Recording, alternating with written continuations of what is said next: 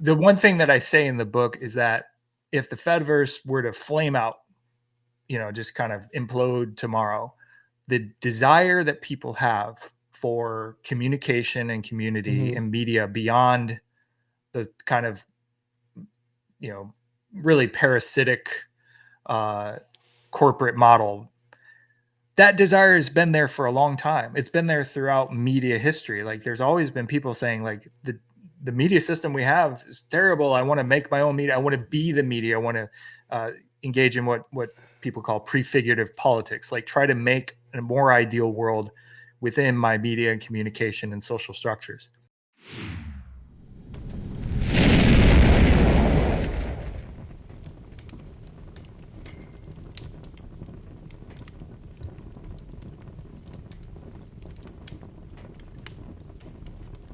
Welcome, Fedi Friends, to episode 35 of Fireside Fedi. I'm your host, Ozoned. Fireside Fedi is a show about folks within the Fediverse. If you're seeing this, you are in the Fediverse. And yes, even you folks that are currently on big social media and YouTube and all of that, for the time being, you're on the Fediverse. So welcome. With me today is, which I just found out, Dr.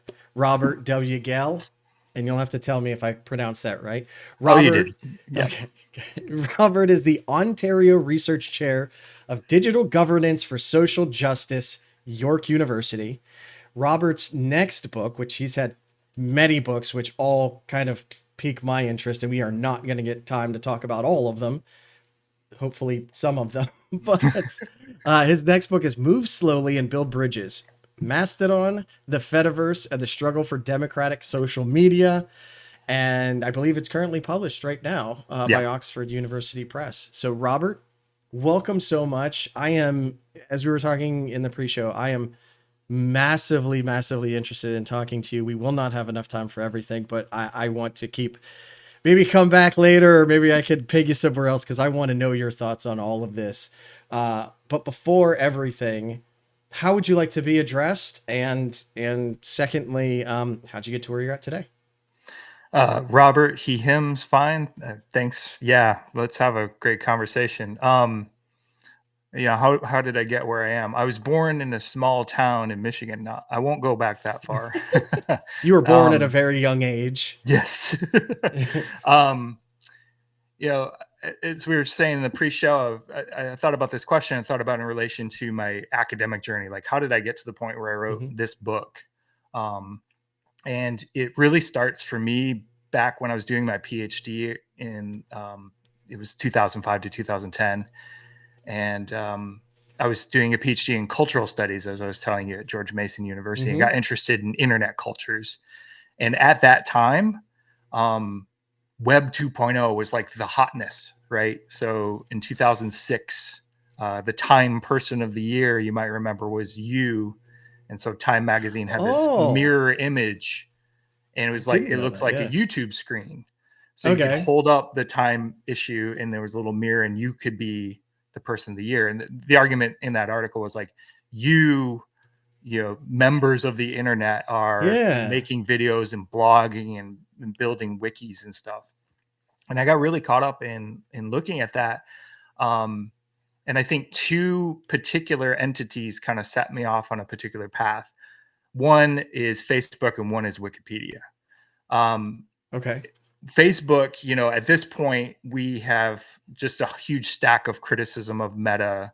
And we can go through them. I think most folks are familiar with the criticisms, but when it started out, there was a lot of hype about Facebook being this democratizing force. And all these things, blogs and wikis and so on.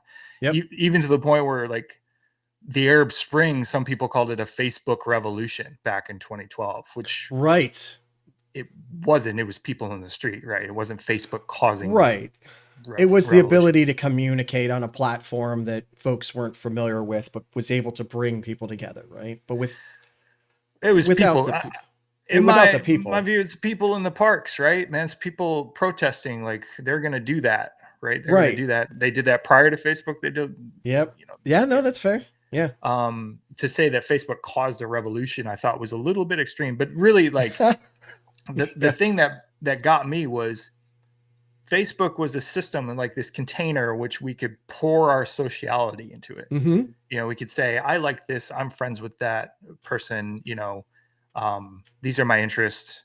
And the whole point of it was to build up profiles of us as consumers, not really as democratic citizens. Yes. And we've seen that in the intervening years, but I saw that relatively early on. And I wrote my dissertation as a critique of that process. But at the same time, I also saw things like Wikipedia. And did you know that Wikipedia was wikipedia.com at first? Wasn't wikipedia.org. I mean, I at the time I probably remember that because, I think we're probably roughly the same age. I remember when Wikipedia became hell. I literally remember the first time I found out about Google, and then people were like pointing to all these things. I did not remember they were a .com. Yeah. And then they migrated to a .org. And the reason why they changed, I wrote about this in my first book, and there's some other folks have written about this as well, is basically there was a labor strike, particularly among Spanish language Wikipedians, who said, we're not going to contribute to Wikipedia to have our labor sold to marketers. Because Wikipedia wanted to show ads around articles. The same way that Facebook shows ads around people being social, right? Or YouTube shows ads and so on and so on. Sure. And at that time, Wikipedia was kind of going international. They're translating into different languages. And I think to their credit, they realized like, if we don't have people who are willing to do that work, that labor force, we can't do it. So they converted to a nonprofit. There's other factors in there as well, but basically, what if like Facebook had the same thing early on? What if people said, we're going to withhold our sociality unless you become a nonprofit or something that we can govern? Yes. So all that set me off on the path that I went on. Like, I got interested in activists on the internet trying to build nonprofit, non-commercial, self-governing systems. And that took me to, free and open source social media systems like Diaspora. And I have papers about GNU Social. And I was, one of my books is about the dark web. I was going on the dark web and finding these open source, well-moderated dark web social media systems, which I found to be really fascinating. And I set up a project at the University of Utah where we were just tracking all these different alternative social media systems, and Mastodon came on my radar in 2017. And I thought, this is pretty interesting. And then I realized like about 2020, like, no, this is something I actually could hang a whole book around, like this whole Mastodon story, and the Fediverse activity pub, the people building it, the people moderating, the people kind of struggling through all the human issues that we have to struggle through. And the result is the book that just came out. Wow. There's a billion questions I have around all of that. So to kind of go over, I'm trying to find a good way to show off the different books you have. I'm on, I don't know a good way to show these. So because you have reverse, so in 2014, is that your first book? That was based on my dissertation, my first book. Reverse Engineering Social Media, Software, Culture, and Political Economy in New Media Capitalism. Then you followed it up with Weaving the Dark Web, Legitimacy on Freenet Tor and I2P. And you said I2P. Oh, did you giggle after saying I2P? Because I can't say I2P without giggling. So it's okay. No, it's one of those it's funny you say acronyms where you're like, what? I love that you bring that up because I am a child. And even when people like at work will be like, yeah, P2P, I just giggle and I leave my mic open when I giggle and everyone just like, what? I'm like, come on, man. Yeah. If we can't have fun in our job, like loosen up. Or Red Hat has a performance tool called Performance Copilot, which is PCP. So whenever you talk about PCP, everyone's like, what? It's like, it's a dumb name, but yeah. But yeah, no, yes. I giggle at stupid little things. I mean, again, I was talking about in the pre-show Cory Doctorow, and in his episode, he was talking about the machine that helped essentially open up encryption to the web, and the person that did it named it Deep Crack. And I lost it. I was like, wait, are we talking about Cory Doctorow's Deep Crack right now? And again, I'm a child, but anyway, you have. Sorry, go ahead. I was just going to say, like, we could have a whole long conversation about bad names in free and open source software, but we can leave that aside because other people have done that work. Like there's all sorts of. I mean, it does. It works for itself, right? But, yeah. So then you have social engineering, how crowd masters, freaks, hackers, and trolls create a new form of manipulative communication, followed by the dark social online practices of resistance, motility, and power. And of course, your new book, Move Slowly and Build Bridges. Mastodon, Fediverse, and the struggle for democratic social media. I mean, these are not light topics, but yet not only do people not understand technology, right? Your grandparents or your even kids nowadays, like you give them a phone and that's it. It is that. But your books, and I'll be honest, and I already told Robert this, that I attempted to acquire these and I couldn't get them. They're not at my local libraries yet. There was no way I could get them from Better. I always recommend Better World Books. I couldn't get them in time to read any of these, but I will acquire these because these are literally, it seems like there's society now and we're building on top of technology. And then there's under society, which people don't even understand the technology part, let alone all the ways that this stuff can work and be manipulated and moved and changed. And again, as someone, it's very interesting because your degree is in cultures, but I think we have this idea of academics that like, oh, it's culture. What do you do with that? And it's like, it's everywhere. You took a stance of IT culture, right? Technological cultures, and you've kind of run with all these cultures. And it's interesting to me, and I'll swear I'll get to a question eventually, but it's interesting to me that we look at our immediate cultures, our immediate communities, the communities we build. And again, you have all of this underlying culture and community. So you're interested in Web 2.0, right? Yeah. How does a college even look at someone like, oh, okay, you're in culture, but you're interested in IT. Yeah, we'll fund you for that. Like how does someone get into a field like that? Oh yeah. So the departments, the academic units I've ended up in are communication and media studies. So within that space, my work is pretty legible. Because I look at, when I was hired at my first university, I was a professor of new media or assistant professor of new media. So they were interested in like new media, what's emerging.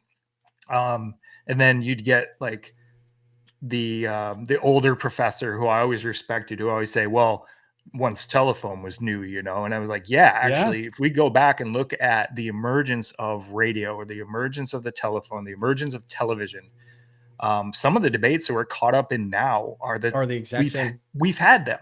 Yep. So we can go back and look at, particularly radio. It's really instructive. And I tell this to students, the debates about radio, about who should control it. Should it be a two-way medium or a one-way medium? Is it broadcast? Yep. Is it, relatively interpersonal? Those echo the debates that we have about the internet and attempts to regulate radio and how those, regulatory attempts might have shifted it one way or the other. Well, we're having debates about regulating social media, which we should, by the way, but we can set that aside. But those debates are repeating themselves. No, and that's we don't know because we've been immersed in something like that all of our lives, right? Like my dad remembers when they were the only one on the block that had a TV. And everyone would rally around the TV for certain shows, like from the neighborhood, or maybe it was my mom that said that. But we take for granted all of the stuff that's set up, right? Like let's just take the FCC. FCC has an amazingly huge and arguably somewhat impossible job of regulating this space that is completely intangible and can reach everyone everywhere at any time. And this had to come about because of lessons we learned in the past, right? Yeah. There are certain political folks that I won't really talk about, that when they saw radio and TV coming out, they used it to their political advantage and were able to scream out to those that felt that they were being betrayed, I guess, and incite those. And we are seeing that same thing, right? Yes. How close do you see those kinds of reflections? I mean, that instance that I'm talking about, which I don't think I have to kind of beat around the bush, led to World War II. Right. Yeah.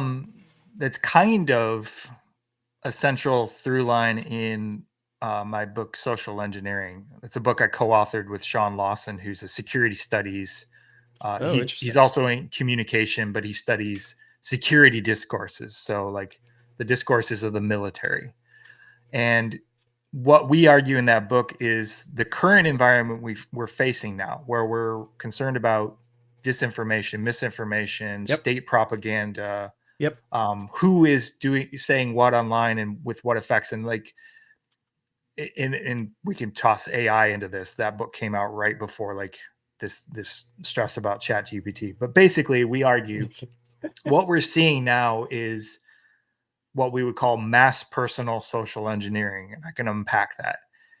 Mass personal in the sense of like, Okay. it can oscillate between a broadcast form where a person sends or an entity sends out a message to many people to try and sway them one way or another. Yep.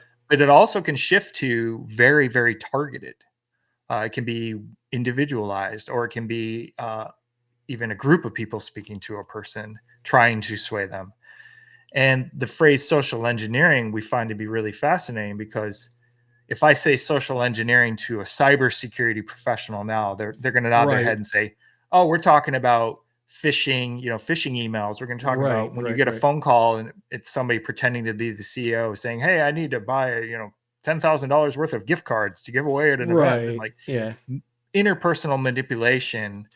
This has its roots in the 60s and 70s with phone phreaks. That's cool. But there were also folks back. Well, it's not cool. It's interesting. I find it interesting. Yeah. There are also folks back in the 20s, at the dawn of radio, the dawn of these mass media forms, who called themselves social engineers too. They were propagandists. Okay. They were early public relations people. So they said, we're social engineers. We are going to apply new social sciences like economics and psychology, and we're going to apply it to society as a whole to make it better by our definition. So that's a mass form of social engineering. And we argue basically those two threads kind of come together in the environment we're in now. Like that's why the environment we are in is so fraught. Is that go ahead. No, and that's what I was going to say is I had a similar conversation with Quintessence about these are not new. Scams, right. Every generation, everyone has had scam artists, right? But it looks different now. When before the event of the radio, it was someone, we have snake oil for a reason, right? There's a reason we call it snake oil. And they'd have to come to your door. They'd have to go to a central place, and you could interact with people and be like, something doesn't add up. But maybe they'll get one person or two people. Yes. With the advent of the radio and the television and the phone and the internet now, you're not talking to one person. You're not going door to door. You're putting a page out there and people are literally coming to find you. And it's so much easier to spread that message, it feels like. Yeah. And if you have systems that their incentive is to privilege something that's outrageous or wild, or have you seen this, or disturbing, to keep people's attention on them. I think you see where I'm going with this. If you have those systems in place, it can amplify those sorts of manipulative messages. Right. And that's the environment that we're operating in, which again, like, brought me to alternatives to those systems. Like, can we have sociality without somebody in the room trying to shape our sociality? Oh, that's fascinating. I mean, and we all have biases, right? Like, I'm talking to you right now because your idea of this aligns with mine, right? Which is these tools, because that's what they are at the end of the day, allow us to kind of be herded, and then once someone herds us, those that are most vulnerable or those that are biased towards a specific message, you are then easier to get out that message to those targeted people. And that kind of brings me into, the thing that we were talking about before the show is we like to look at Facebook as the problem. We like to look at Twitter as the problem. And myself personally, when Facebook came out, I immediately saw the red flags in there. Like, I didn't really use Facebook because why would I want someone to track me all the time? Well, you could talk to your friends. Right. I have a phone. I could Yeah. call my friends. I could text my Yes. friends. Like, oh, well, this lets you know that I'm just like, I'm not doing it. But once I found, and about the same time, 2017, I found the Fediverse. It's like, this is mine. But are we still in the Fediverse lending ourselves to the pitfalls and the issues of this messaging? You're still, you could still get herded up, and you can still have that bias. One of the things that I tell people is, regardless of your political stance, Mastodon is True Social, right? And those folks that go to True Social are going there for the message that is being sent. So are we allowing ourselves, is Facebook and Twitter not the problem? Is it society and social media, I guess, more?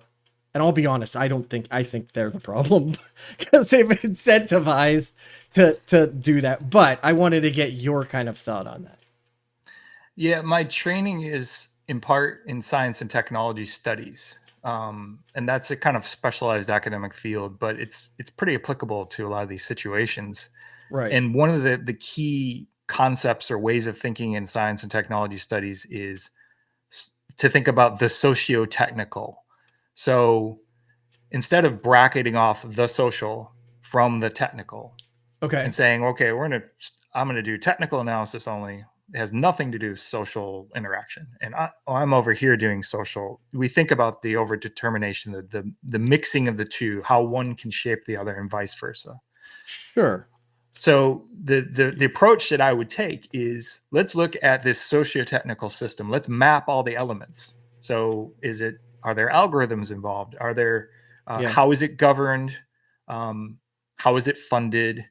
Where is it located in the world? Like, all these factors that are social and technical, how do they all map together and assemble into the thing we call Facebook, or the thing that we call Mastodon?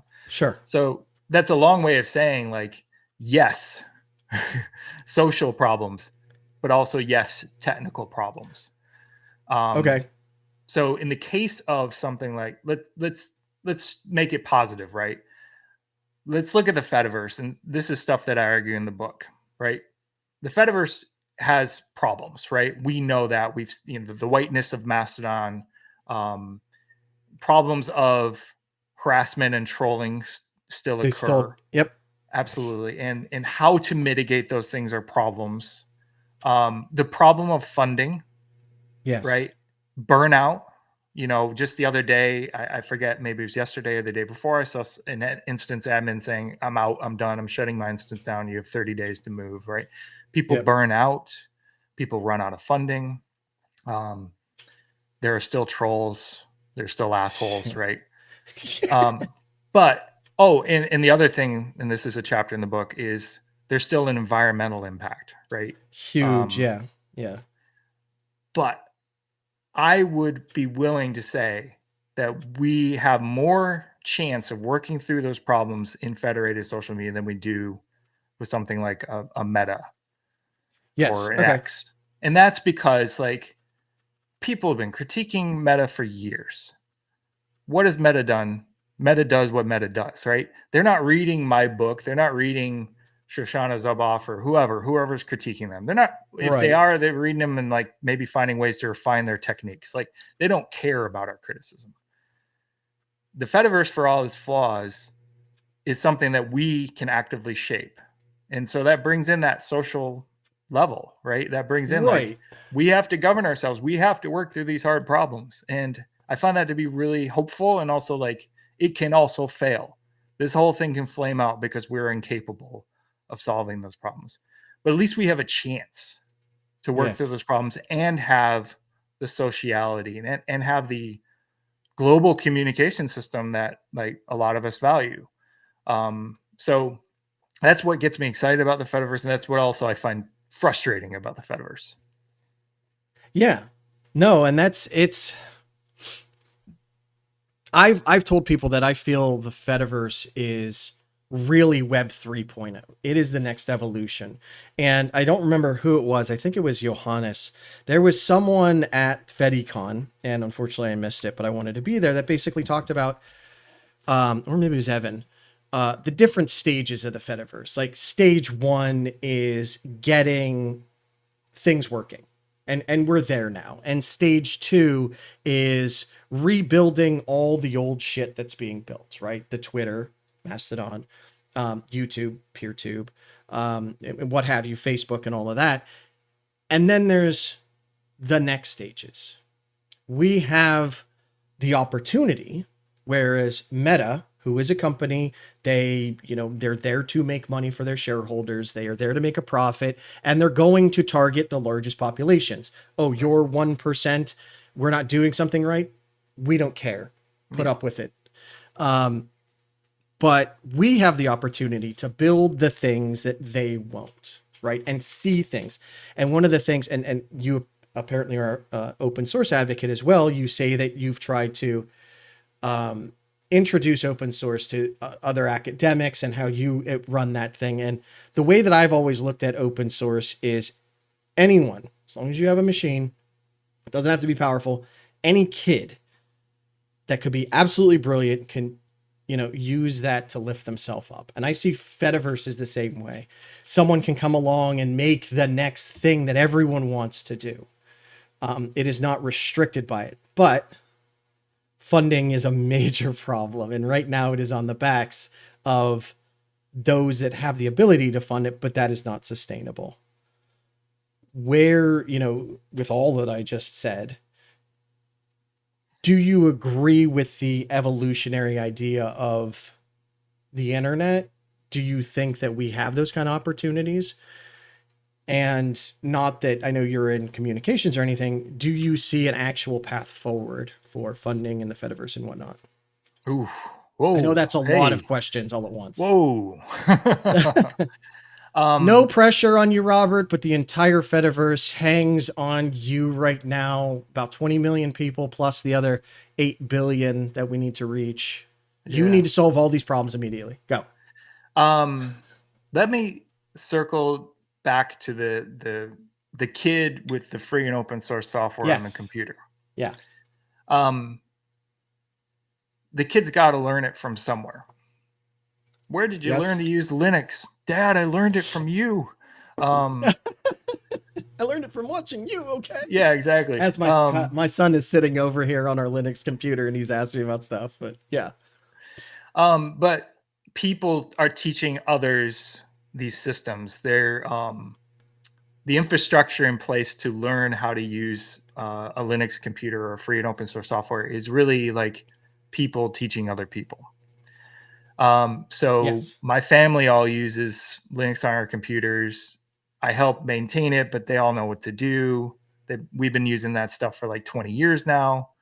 And I also, if any of my colleagues say, hey, I'd like to switch, I'm like, okay, I'll be there and I'm happy to help you out. Like I have to do that because the infrastructure to use a Windows or a Mac machine is you can go to the store or the Apple geniuses or whatever. Like they've got a whole paid army to help you do that. Yeah. And if you run into trouble, you call somebody, I guess. Like I see the Fediverse as somewhat similar. And some folks have the means, and by that I mean maybe financial, but also technical, to set up an instance, and then they can invite friends who don't have those means who can participate. So you've got, and I think the instance, like, I think this is where some folks who are advocating for the Fediverse probably disagree with me. Like, I think the instance is actually a really important unit of analysis, a political unit on the Fediverse. The instance Okay. as a space where there's some technical minded admin, there's a few like culturally savvy moderators who can read like subtleties in language and help moderate and block this instance and so on. Right. And then you have a group, and not a huge group, but a group, 100, 200,000, whatever, associates of them, members of the instance. And that instance, like we take that unit of analysis and we look at what they're doing. People build their codes of conduct. They agree on social norms that operate within Right. the instance. Yep. But they also use that as a diplomatic document to interact with other instances. Right. So Okay. this instance Yes. over here shares our values. Be We'll keep those connections going. Yeah, go ahead. Beha.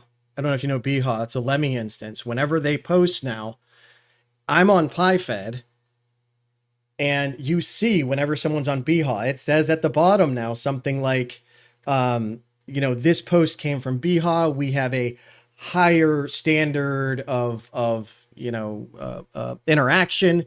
Basically, everyone should be nice to each other. And I'm like, that you're right. It is absolutely a political document, not only at an instance level, but literally kind of every single message we send out to one another, right? Yes. That's an interesting point. Yeah. And that is the most compelling thing about the Fediverse to me, is that what we see here are small groups governing themselves, paying their own bills. And like we can talk about the problem of paying bills in a minute, but they're also connecting to one another through shared ethical values and Yes. importantly, disconnecting from people who don't share those values. Right. Like blocking an instance that is full of racist, misogynist, transphobic trolls, right? The ability to maintain a connection or disconnect is fundamental to that. And the documents that people have built, these codes of conduct, are also fundamental to that. And that helps structure those relationships. So one kind of felicitous part of the word protocol, we talk about protocol in the sense of like SMTP or ActivityPub as a technical language. And if you speak that language, you can participate in the network. But protocol also refers to diplomatic relations, right? Yeah. The protocols of greeting an ambassador, the protocols of interacting with another state or political unit. And I know instances aren't states. I talk about this in the book, but they are like federated states that agree to band together through some sort of shared covenant or ethical document. That's really unique on the internet, and we shouldn't overstate that. Like, I can't think of any other system where that has happened. People will say, well, it's a little bit like Reddit because there's subreddits, but subreddits aren't really designed to like interact with one another. They can be relatively independent. Okay. Yes, I see what you mean. Yeah. Yeah, maybe email, but email, we don't think of email as like, oh, email has governance. Like nobody, like I have an email account. I don't think about like how it's governed, right? This is a moment where we're interacting with each other through a protocol that's not just technical, it's social, it's socio-technical protocols. Well, and I have to ask then, because this is the way that I've seen it. I love the state analogy, which, yes, there's a head of the state, which is let's say the governor, who can be replaced should they step down, and hand off to someone else, and you have your rules, but they're all in the same place. So let's take, United States culture, significantly different than the Chinese culture. Yeah. Significantly different than the Chinese culture, the Japanese culture, what have you. Like, I'll just say Japanese culture, because when I worked at Red Hat, we literally were not allowed to take Japanese cases, not because they didn't speak English, they did, but because they had very certain protocols on how you address anyone that you're talking to that is a customer. And we weren't, basically they said, no, you can't talk to them. I said, okay, fine. Can this work? Because all of our cultures are coming together and clashing. I'm an American.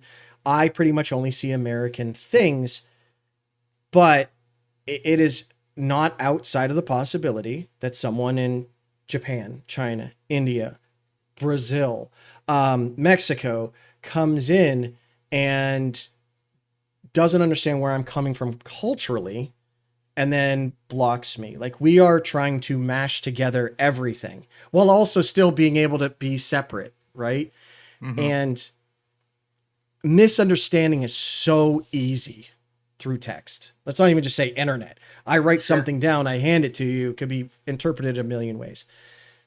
So can this even work? I'm an idealist and I say, yes, eventually we can figure these problems out. I really don't think the Fediverse is going anywhere. It's going to continue to evolve. It's going to continue to shrink and grow and shrink and grow. But in the end, can we bring all of humanity together on something like this? I think we're at the level of the big social problems, right? Like, Yeah, yeah, um, yeah. y- like we solve that problem, we solve world peace, and we're definitely not in a state of world peace. And Right? the, the analogy breaks down a little bit too, because instances aren't states, so they don't have armies, they don't have coins. I mean, I guess you could That's, have yeah. like a meme coin or something. Um, but I think looking at theories of federal politics, federation as politics, Okay. do give some instruction. And the basic unit of a federation is the group. It's not individuals, it's groups. The Yep. groups that band together and they have particular values. And then those groups can remain relatively autonomous and yet still interact with and confederate with others. And usually that's going to be governed by some sort of document. And then within the group, you mentioned like it's a little bit like a governor. Like you could have a co-op. Like you can have a lot of different ways of Right. governing those groups. Yes. Um, Yes. and yeah, there's going to be disputes and battles and blocks. I think the stakes are somewhat lower in the Fediverse in some ways because like we don't, uh, there's not armies there. And it's okay if Yet. somebody Yet. Give it blocks time. me, they don't agree with me, they block me. I'm like, cool, like please, like for whatever reason you got to block me. That's fine. Yeah. Um, but I think again, what I find fascinating is like, and studies have shown this. Um, a lot of federated instances that have codes of conduct, their language is kind of similar. No racism, no transphobia, no misogyny. Don't be a Um, dick. yeah, but I think even more like, um, uh, to use an ethical term, deontological than don't be a dick. Like it's a little bit more prescriptive in that sense. Okay. And if you look, you see overlaps across multiple different communities that on the face of them might actually look quite different. Like this group over here is really into this popular culture thing, and this over here is talking politics, and this over here group is talking sports. But Right. somehow they all have these shared values, and they're expressing them through their documents, and they're keeping the communication alive. That's what I think is very hopeful. Can we build on that? Can we build on discourses of self-governance, of Yep. communities working through like how do we conceptualize ourselves? How do we conceptualize our relationships to others? How do we and build Yes. out from there? And again, like I think other folks who are advocating for the Fediverse might disagree with that. They might say it's actually really more about how do I get an individual user to this space, and I want to emphasize how do we build communities and then have those communities be able to communicate with each other. And again, able to block people that they don't want to hear from. And I don't mean that in the sense of like I don't want to hear from you because your politics are slightly different. I mean, I don't want to hear from you because you actively think I shouldn't exist, right? Like, Right. Okay. Yeah. Yeah. and Yeah. that's Yeah. what we're Yeah. dealing with now, like particularly in the States. The ascendancy of groups of people who think other very marginalized folks shouldn't exist. That's dangerous. Yeah.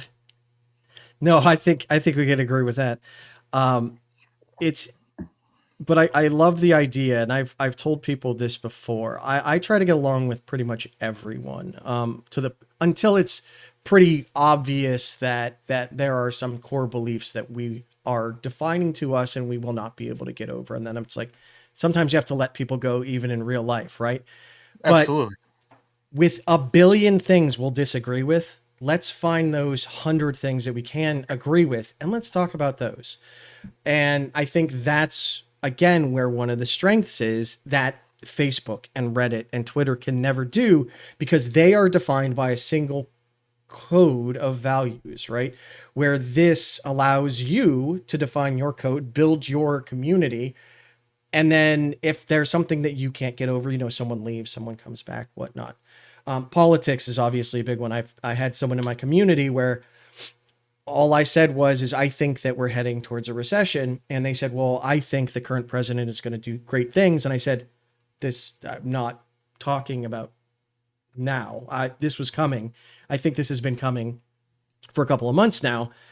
And they decided to leave. And it's like, that's fine. We had 100 different things that we can all agree on. We talked, we were good friends and all of this. And we kind of separated due to this one thing. And I hold no animosity towards that person. But that's what should be allowed to do. Even in society, we come into groups, we leave groups. We are, we flow in and out of different communities. I mean, hell, I go to martial arts pretty much every night, either for me or my kid. We have a community there. When we leave, we are different. In college, we talked about wearing different hats, essentially. Mm-hmm. When you're at work, you're wearing one hat. When you're with friends, you're wearing another. When you're family, you're another. And it seems that is more acceptable in person, but a lot of people get infuriated by that. How dare you not allow me to talk to you anymore? And I don't really, I thought I had a question or a flow here, and my brain just goes. But so it sounds like, yes, you think that this whole thing can succeed. Maybe to go back to science and technology studies, like failure is always an option, and you learn from failures too. Yeah. The one thing that I say in the book is that if the Fediverse were to flame out, just kind of implode tomorrow, the desire that people have for communication and community and media beyond the kind of, really parasitic corporate model, that desire has been there for a long time. It's been there throughout media history. Like there's always been people saying like the media system we have is terrible. I want to make my own media. I want to be the media. I want to engage in what people call prefigurative politics, like try to make a more ideal world within my media and communication and social structures. That desire is going to be there. That desire will outlive the Fediverse. If the Fediverse can kind of align itself with that desire and foster it, then, maybe there's a way forward, but I've given up on trying to predict futures.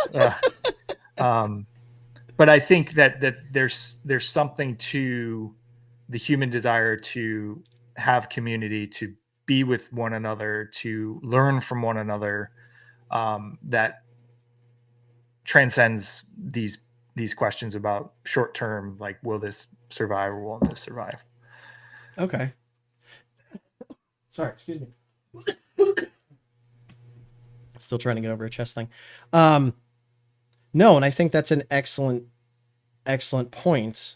And Eric said, I don't know how the Fediverse could burn out. Literally everyone would have to stop posting, but yet people do.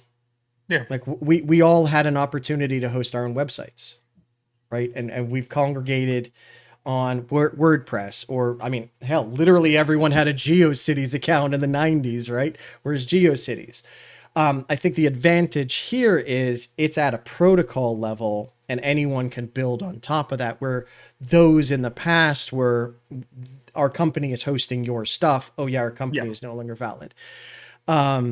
So I think that there is a difference, or maybe, Noster or one of the others, Blue Sky comes up with something that only they can do, and it's valuable and can go on. I think it's a smart idea not to try and predict the future, as you said, because as I've told people, we normally look at things in binaries, right?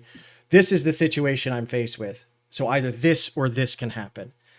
And in reality, it's somewhere in between that you could have never predicted. Yeah. But I mean, you actually wrote an entire book on on it. So you obviously think that there's some way to do this. And again, unfortunately, I haven't been able to read the book yet. I will be. I'm going to get these books because these are right up my alley. I love these. What kind of arguments and conclusions do you make in the book? Spoilers. Well, I think one of the core arguments is this conception of a covenantal Fediverse, covenants being ethical agreements between groups of people. I think that's a thread that I pull through. I think the contours of that, the struggles over that, is a thread that I draw through. So, blackness on the Fediverse,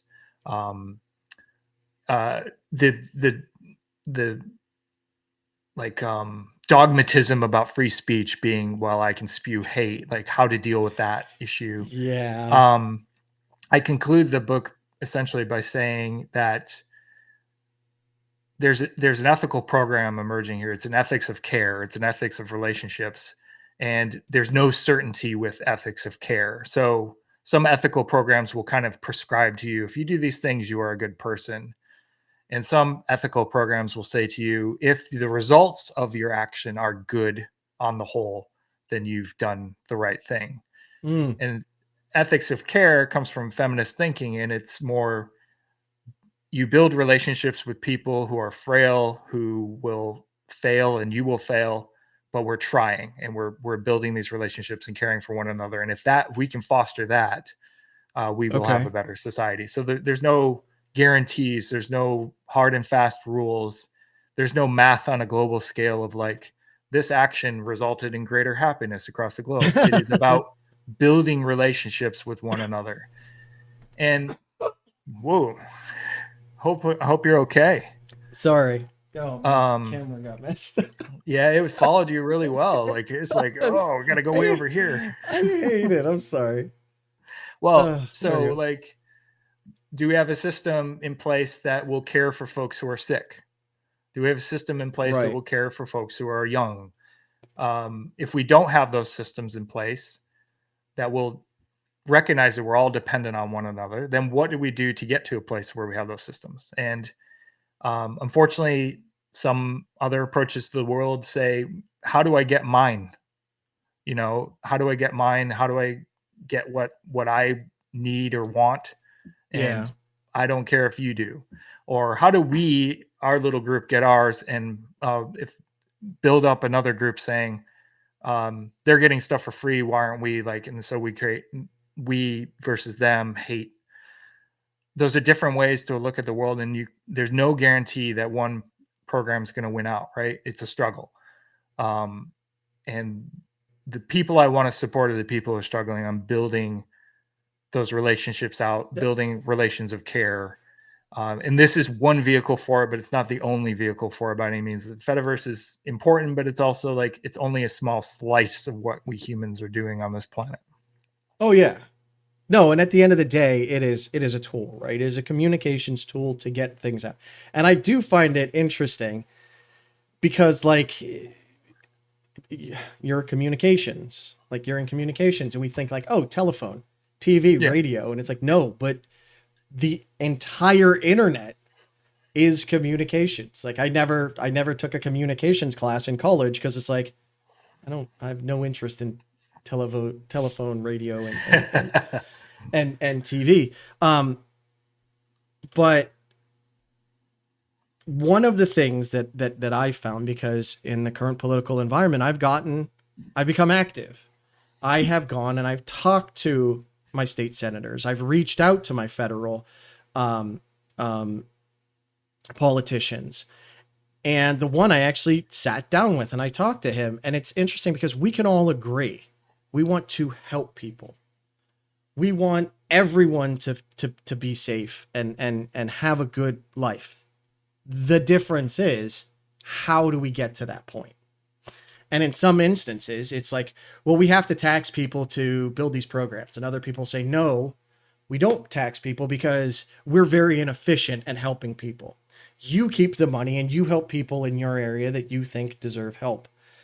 And, sorry. And again, it's how do you come about it? And I think that's where we actually have these disagreements, right? Is on the how do we get to that point? And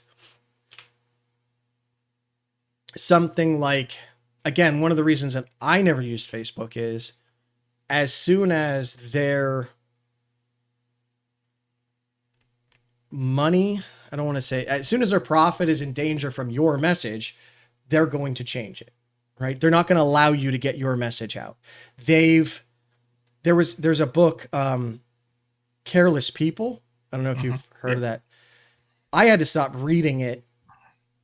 And if it's true, like I was tagging the book in certain places and I got halfway through the book and I stopped and my wife was like, "Oh, what are you tagging? Is that all the interesting bits?" And I was like, "These are all the bits that I found atrocious." Yeah.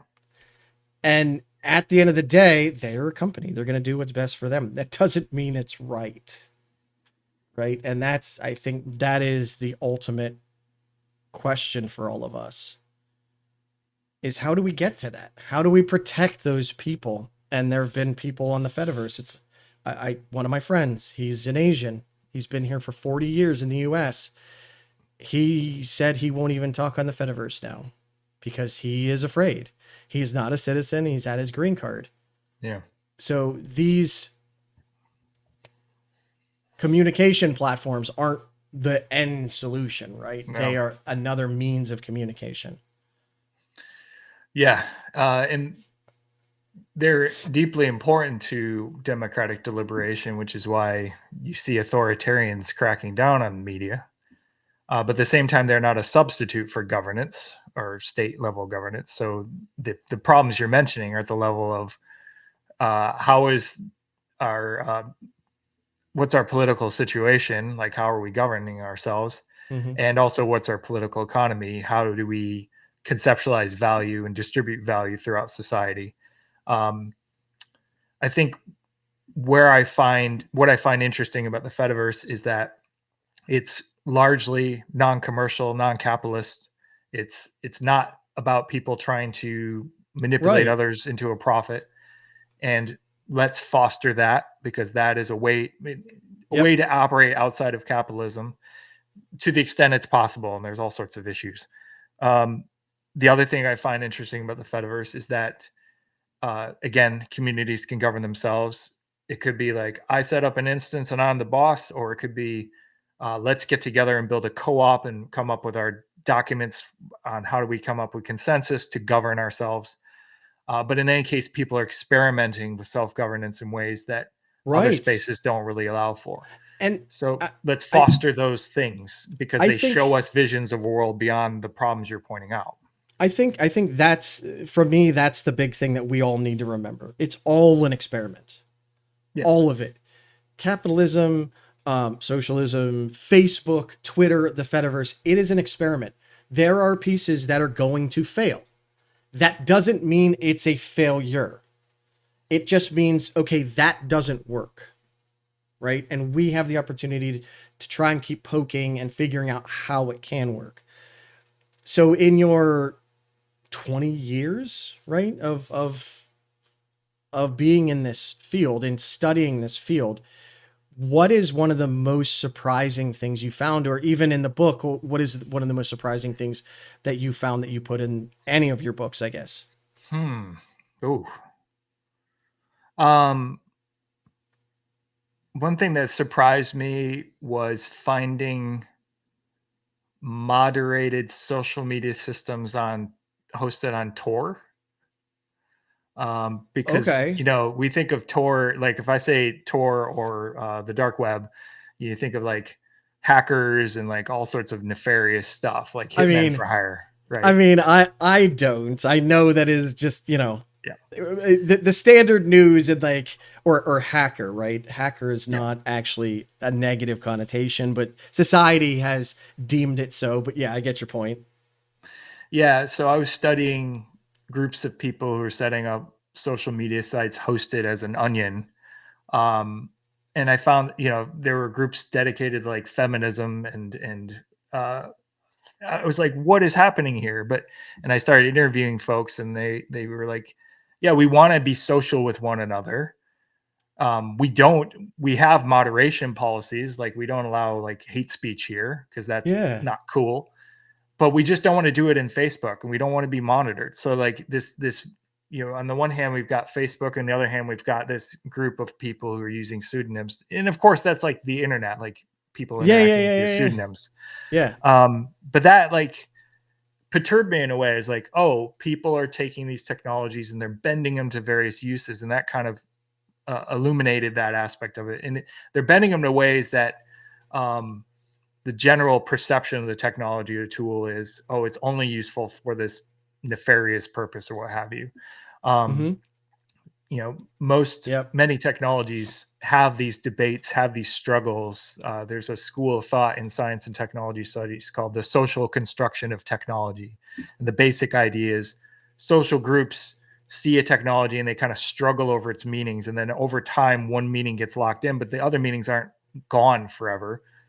So the Fediverse, we're all talking about the Fediverse. We're all like debating about it. Like, oh, we should do this. We should build out this capacity, or we need to make it more like this or that or the other.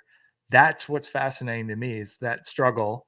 And I guess my book is like a contribution to like how we're socially constructing this space and trying to perturb it in particular directions. And I'm not the only, by far, I'm not the only one. You know this because you've talked to a lot of folks, and they're all over the Fediverse, hopefully critiquing and dunking on me as I speak, saying, no, Rob's wrong. We need to do it this way. But I want to have that debate. We can do it here in a way that we can't on other systems. A civil debate. Agreed. Right. To circle back to something you said earlier, we can disagree on a billion things. Let's talk about the 100 we agree on. I would say, let's use those 100 things that we share and use them to work through these disagreements. Yes. Not make it about the disagreements and about scoring against one another, but about how do we work through a disagreement and maybe synthesize disagreements, or I concede the point to you and say you are right and I was wrong. Like the ability to say I was wrong. Oh my gosh. So important. And again, you've said a million different things and I want to hit on all of them, but I'm not going to, we don't have time to hit on them. Like the whole dark web thing. It's one of those, I fear what I don't understand.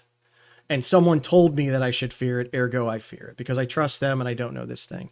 And it's funny because my dad asked me about the dark web stuff and I was like, it's anything that's essentially not indexed by Google anymore, which is more than Google, right? It is not evil. It can be used for evil, but that's technology in general. But it's interesting that you're right. A lot of it comes down to, we can't agree on something and we can't, people are like, no, this is the way. And I've seen this in software development. It's very common in software development, right? Why didn't you do X? Well, I didn't do X because of Y. Well, then you could have just gone from X to Z. It's like, but I did it. This is how I knew how to do it. And like, it's software development has gotten to the point where it's like, there are a million ways to do it. And essentially, what is your favorite color? Yeah. There is no right or wrong way. And a lot of times it's just as long as you get to the end goal. Yeah. And I see the Fediverse is the same way. Like I saw a conversation the other day of, this hasn't been patched. Well, why are you calling me out that this hasn't been patched? It's like, because we've been trying to reach you to tell you this isn't patched. Yes, it is patched. It's here. But it's not, because we could still do this. And it's like, I feel like we try to use these forms of communication as a be all end all catch all way to communicate. And the Fediverse Mastodon is a horrible way to communicate in some instances, right? Like it's like a ticketing system. Here, try this. Well, I tried that and I got this error. And like I've been on, again, when I worked at Red Hat, I got on calls like, I don't know what you're saying, sir. Let's just get on a call so you can show me what's going on. Yeah. Oh, I see. You're calling it this. And really I define it as this. Neither one of us is right in our definition, but that's how we do it. Now I've seen it. Now I understand. But that takes time and effort too, right? Yes.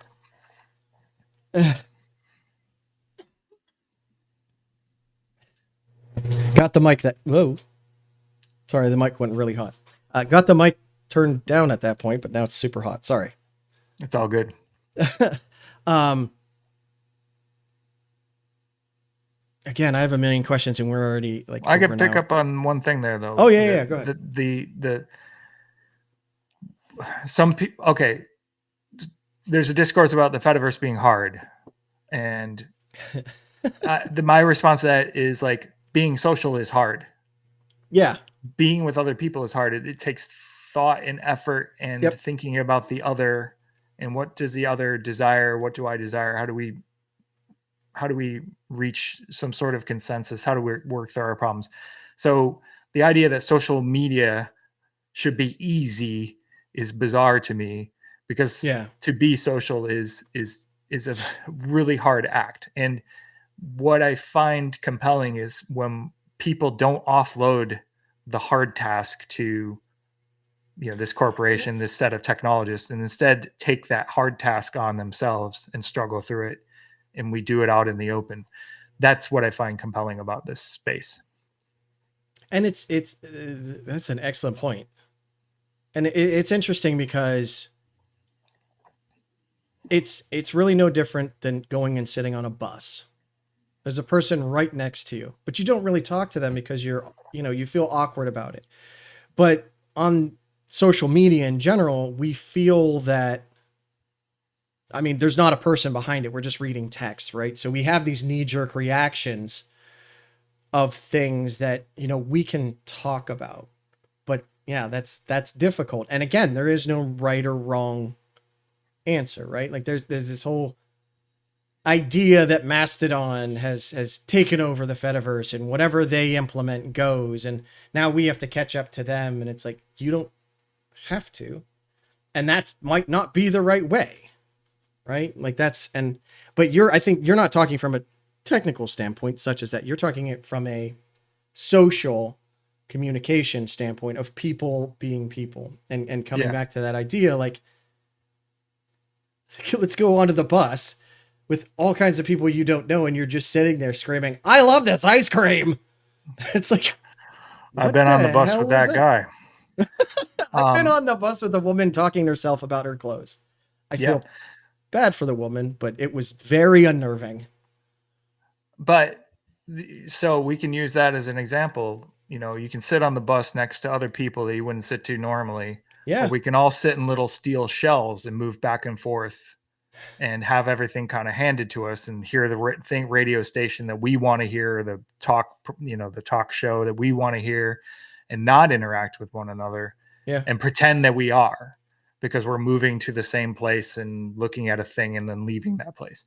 The bus is actually a pretty good metaphor for all this. Like the bus, you sit down next to people that you wouldn't normally sit down next to, and you're all going somewhere, and somebody could get up and dance, and you could choose to join them or not, right? You could choose to call the cops on them, right? Yeah. That's kind of an interesting contrast for me from something like a car or something, or just sitting at home and having things delivered to you. Social problems again. But to kind of push back on one phrase or a term you've used multiple times, you've said technology is a tool. It is, and it isn't. Like a hammer is a tool, and I can use it for good or evil. It's a hammer admits to like hitting things. Hitting the nail. Yeah. Right. Or hitting a person, right? It is, yeah. It's very apparent what it is, right? Right. You can't pour milk into a hammer. You can't use it to like soothe a baby. Like you're not gonna pet a dog with a hammer. Like it has particular uses. Challenge accepted. Right. And these technical infrastructures are like complicated hammers. They admit to they channel certain uses, and they discourage, if not outright prohibit, other uses. And the struggle over something like, you should patch this, we should add this feature, is a struggle over the sort of social outcomes that occur. Again, socio-technical, like the two are always operating on each other. They're not independent of one another. And it's funny you say that, because I've heard the hammer argument before, and it's true, right? And the hammer has been around for a lot longer than countries have, right? It is such a necessity. It is so apparent as to what it is that we've again grown up with it, and we're struggling now not with a hammer, nail, hammer. We're struggling again with whole societies Yes. of communication and bringing them together and what is okay and what is not okay. And yeah, it's and we don't all have the answer. There is not a single person on the Fediverse that has the answer, that knows how to get it all working, to get it done. And I feel like a lot of folks. So I've talked to Framasoft. Can't remember who I talked to at Framasoft, and they actually said, we don't like doing interviews because we don't want one person to be idealized. Yeah. Yeah. And I think I totally get that. Like, no offense to Eugen, he doesn't have all the answers, right? And even when he decides something, that doesn't mean that it is the right answer. It is the answer that he picked. But we have this lead me to the area that I need to be and let me frolic and do it until I realize, oh, you're wrong. That's not the area that I want to be. I want to be somewhere else. I did a conversation with Framasoft. I don't think they're going to do a panel, Eddie, but we have to remember this is hard. This is incredibly hard, not just from a technical standpoint. The technical standpoint is, in my opinion, actually easy because you know where you're at, you know where you want to go, and just build it, right? If you have the tools. But then, as you said, getting everyone to interact, play nice, do the things they want to do is difficult. And I think my internet's going out. Maybe. Oh, we're fine for the second. But anyway, what is, like, if there was one message that you can get across, again, from your book or just personally, what is one message that you would want to get across? I think something that has come up throughout my career is that we can have competing visions of what communication is. And communication can be, I give you a message and I get a reaction from you, and the success of my message is the extent to your reaction being in line with what I want. So an instrumental view. I transmit a message, you take an action. I like that action. Or communication is you and I struggle over the meaning of the world together. And I want to be in the latter space, but I feel like a lot of the systems are engineered to emphasize the other one. Like, I said a thing, I dunked on somebody, I got a bunch of likes, I was able to get my message out. And I'd rather be in the place where I said a thing, you say a thing, the things through that communication, a world emerges. And it's a world we agree is better than the world we had before. That's where I want to go. Wow. Again, the way that you stated that downplayed how difficult that is.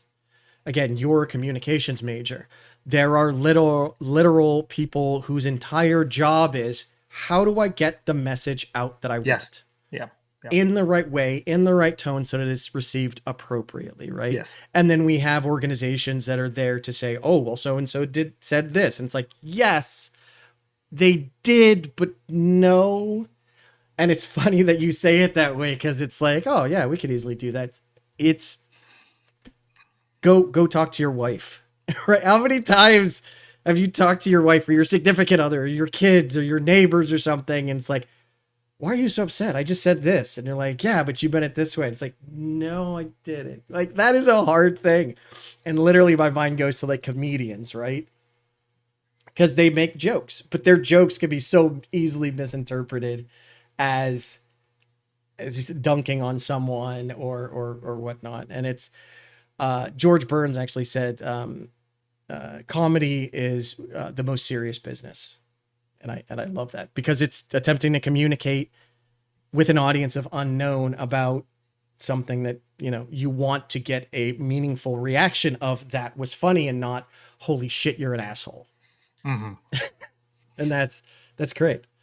I love that. Yeah, that's why one of the words in the subtitle is struggle. Yeah. I think struggle, experiment, these are all very hard.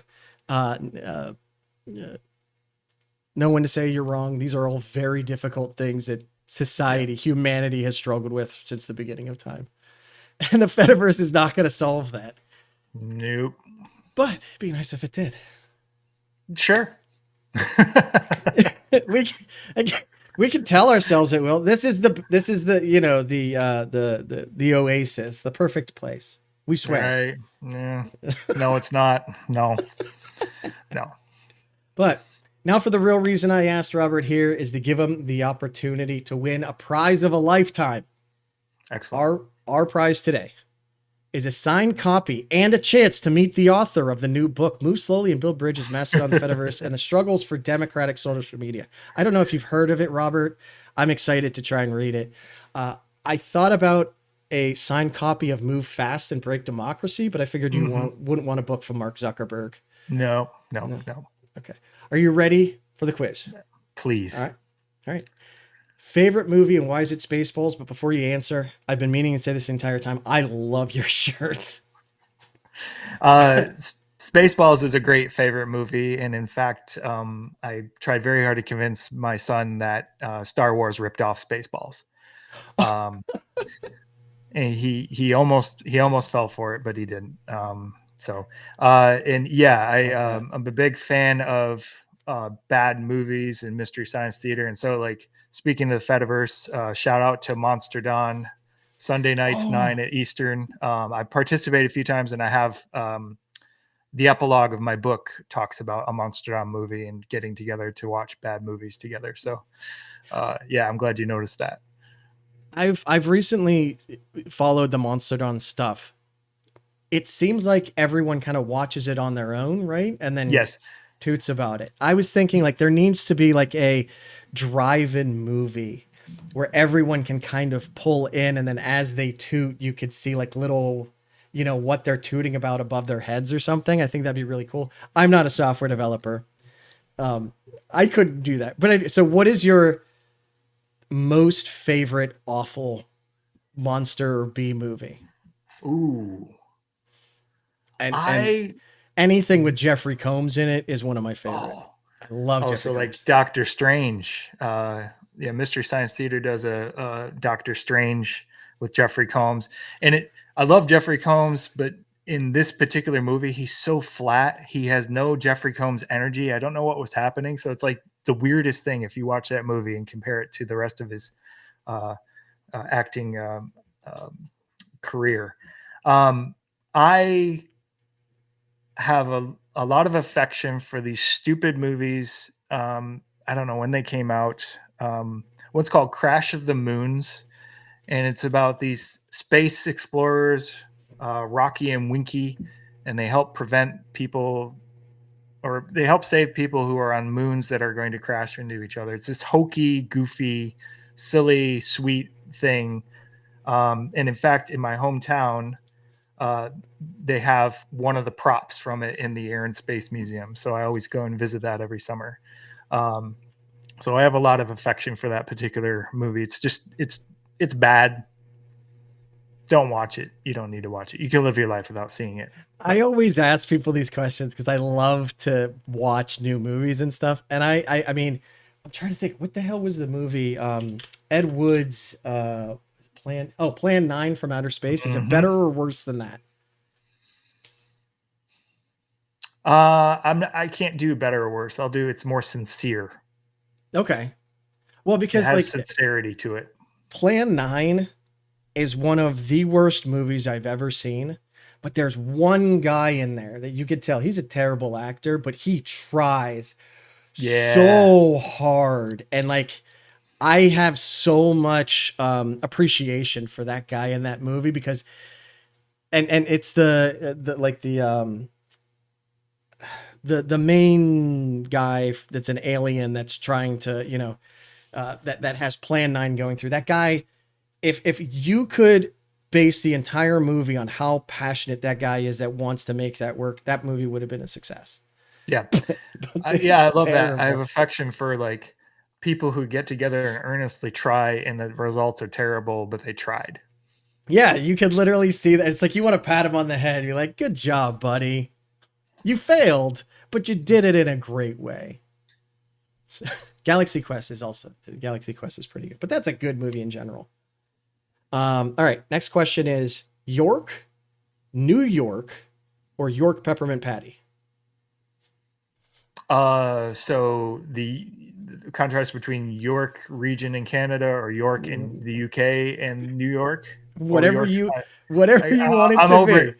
I'm clearly overthinking this. So I will go with Eh, York peppermint patty. That's the yes, I obvious love it. answer. Okay. I love York peppermint patties. Yeah, no, there's no right or wrong answer, however you interpret them. And I love doing this because you get to see how many people overthink it. It's like Do there's the no math. yeah. It's like, well, what do you mean here? It's like whatever you want it to mean. Next question is maple syrup, Canadian bacon, or poutine? I'm gonna go with the poutine. The Okay. answer is the reasons are obvious, and if anyone else disagrees, I will block them. For people outside of the realm of poutine, do you want to explain it and why it's the best? I've had some. It's hearty. French fries, cheese curds, gravy. Case What closed. more do you need? Yeah.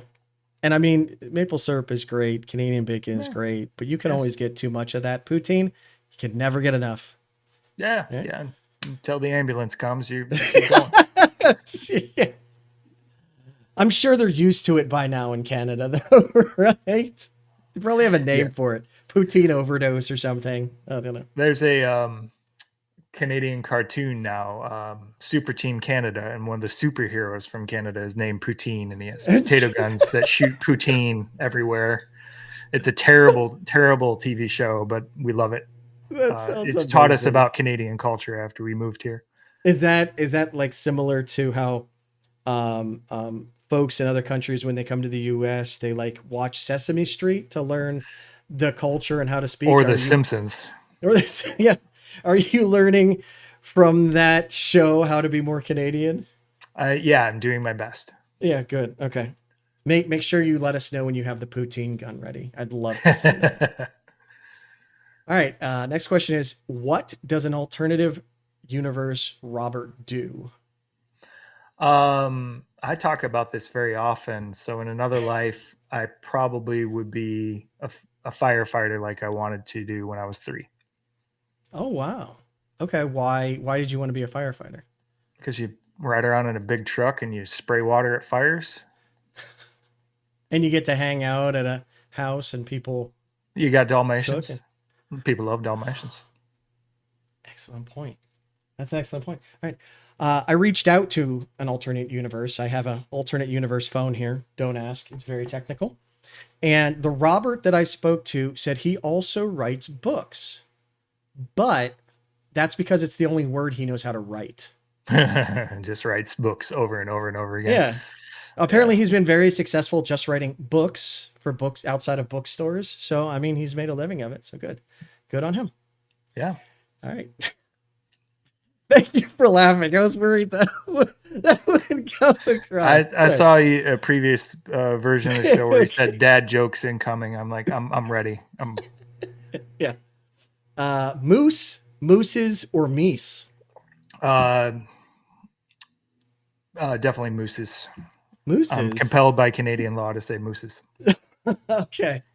I was gonna ask. I just love the idea of meese, so I would have picked meese. Meese is too good. Or mice. Yeah. Well, I thought about mice, but I already had mooses, and meese. So sorry, Vanta Rainbow Black. But and as usual, the last question will be sent to Robert telepathically. I'll send the question. Take your time thinking about it and let me know when you come up with an answer. Okay. They're always very complicated, crazy questions. You ready? All right. Here it comes. All right. That's easy. It's 42. Oh my gosh. Why is it? There's so many people that come up with 42. Yeah. Well, it's because it's a number that emerges when you think in the depths of the night. It's a number that emerges. So there's somebody somewhere sending the message to us that 42 is the answer. There you go. All right. Well, congratulations. You got every answer, either correct or incorrect. Good job. While doing our quiz, I was informed that you were actually the author of the wildly popular Move Slowly and Build Bridges, Mastodon, the Fediverse, and the Struggle for Democratic Social Values.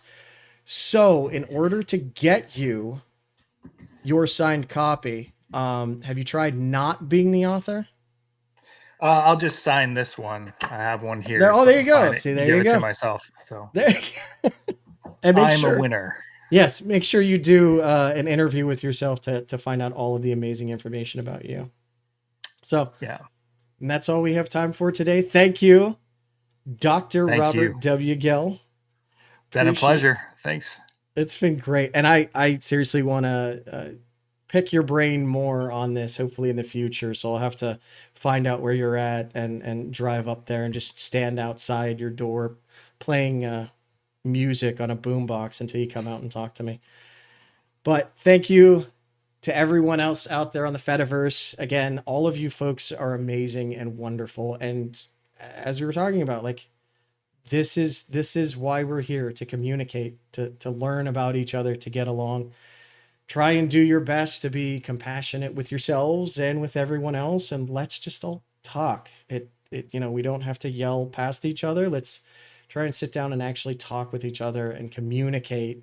Again, at the end of the day, it's a tool, and the only reason it has any value is because we're all here using it and learning from each other and talking. Please don't forget to tip your admins, your developers, your scientists that write about consulting, or write about building bridges, and everyone. Just, I know it's difficult, but try and take the time to actually open up and talk to other people. Without you, the world would be less interesting and unique. So thank you all very much, and we'll catch you next time. Have a good one. Bye, everybody. Thank you.